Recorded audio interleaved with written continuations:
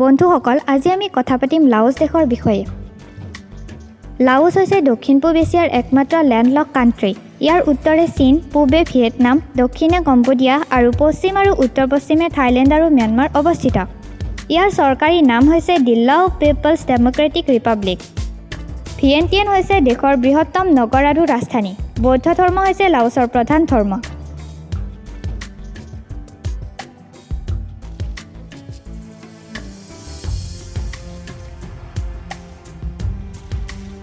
দেশখনৰ চৰকাৰী ভাষা হৈছে লাও। ইয়াৰ পৰিৱৰ্তে বহুতো জাতিগত সংখ্যালঘু ভাষাও কোৱা হয়। ইংৰাজী আৰু ফৰাচী ভাষাও কিছু পৰিমাণে কোৱা হয়। ডক চম্পা হৈছে লাওছৰ ৰাষ্ট্ৰীয় ফুল। দক্ষিণ পূব এছিয়াৰ আন সকলো দেশৰ উপকূলীয় অঞ্চল আছে যি এখন দেশক বাণিজ্যত সুবিধা প্ৰদান কৰে। যিহেতু লাওছ সম্পূৰ্ণৰূপে স্থলবেষ্টিত, ই বাণিজ্য আৰু অৰ্থনৈতিক বিকাশৰ ক্ষেত্ৰত দেশখনক যথেষ্ট প্ৰভাৱিত কৰিছে। লাওছ অৰণ্য, দুৰ্গম পৰ্বত, নদী ইত্যাদিৰে ভৰি আছে। জনসংখ্যাৰ প্ৰায় ৮০% লোকে জীৱিকাৰ ক্ষেত্ৰত কৃষিৰ ওপৰত নিৰ্ভৰ কৰে। লাওছ হৈছে আঠাযুক্ত চাউলৰ বিশ্বৰ প্ৰথম উপভোক্তা, যাক খাওনিয়াও বুলিও কোৱা হয়। লাওটিয়ানসকল হৈছে বিশ্বৰ সৰ্বাধিক আঠাযুক্ত চাউল খাওনিয়াওৰ উপভোক্তা। প্ৰতিজন ব্যক্তিয়ে বছৰত প্ৰায় ৩৪৫ পাউণ্ড অৰ্থাৎ ১৫৬ কিলোগ্ৰামতকৈও অধিক খায়। তেওঁলোকে আনকি নিজকে লোক খাওনিয়াও বুলিও কয়, অৰ্থাৎ আঠাল চাউলৰ সন্তান। লাওছ হৈছে এখন সমাজতান্ত্ৰিক ৰাজ্য আৰু ই হৈছে বিশ্বৰ বাকী থকা ৫খন কমিউনিষ্ট দেশ যেনে উত্তৰ কোৰিয়া, চীন, ভিয়েটনাম আৰু কিউবাৰ ভিতৰত এখন। ১৯৭৫ চনত চিভিল ৱাৰ সমাপ্ত হোৱাৰ পিছত কমিউনিষ্ট চৰকাৰে ৰাজতন্ত্ৰক উৎখাত কৰে আৰু তেতিয়াৰ পৰা ই শাসন কৰি আহিছে।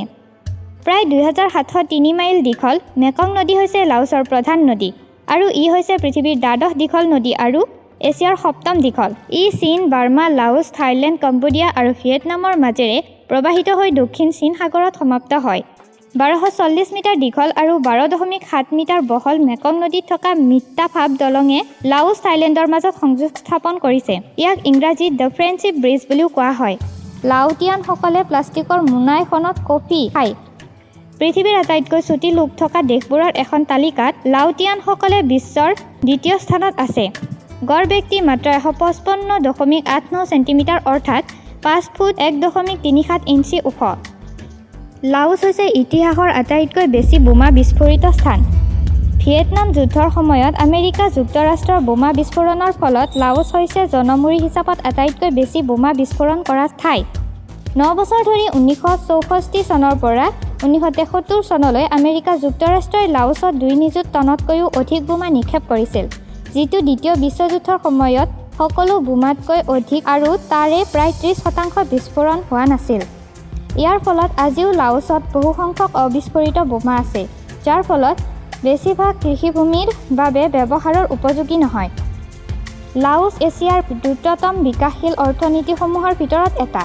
যদিও লাওছ এতিয়াও এক দৰিদ্ৰ দেশ, অঞ্চলটোৰ আন দেশৰ তুলনাত ই দ্ৰুতগতিত উন্নত হৈ আছে। যোৱা ২০ বছৰত ইয়াৰ দৰিদ্ৰতা আধা শেষ হৈছে, আনহাতে শিক্ষা আৰু স্বাস্থ্য সামগ্ৰিকভাৱে উন্নত হৈছে।